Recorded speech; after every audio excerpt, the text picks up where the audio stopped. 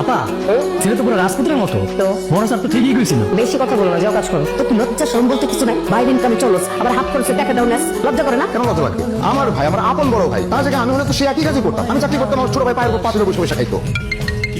চলতে পারে না, not important. K ex girlfriend? ধরে কথা বলেন, এটা কষ্ট পাবে। কি হচ্ছে? আপনার কল দিচ্ছ কেন? কেটে যখন দিচ্ছি তো বুঝতে তো পারছো যে আমি একটা মিটিং আছে। তো মিটিংয়ে তো তুমি আগেও থাকতে, তখন তো এরকম করতে না। আমি তোমার সাথে দেখা করতে চাই। আচ্ছা ফাইন, আমি মিটিং শেষ করে তোমাকে ফোন দিচ্ছি। এখন করো না প্লিজ।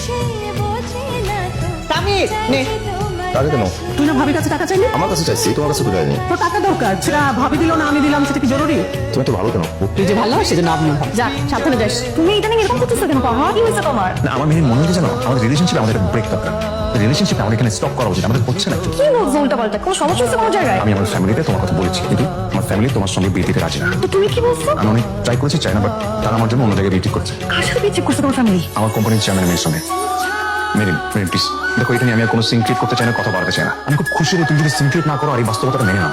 তুমি কেন বলতেছো এগুলো? মেরিন, ভালো থেকো তুমি।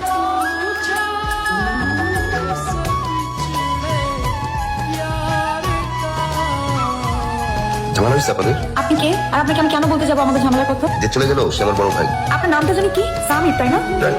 আপনার ভাইয়ের সাথে আমার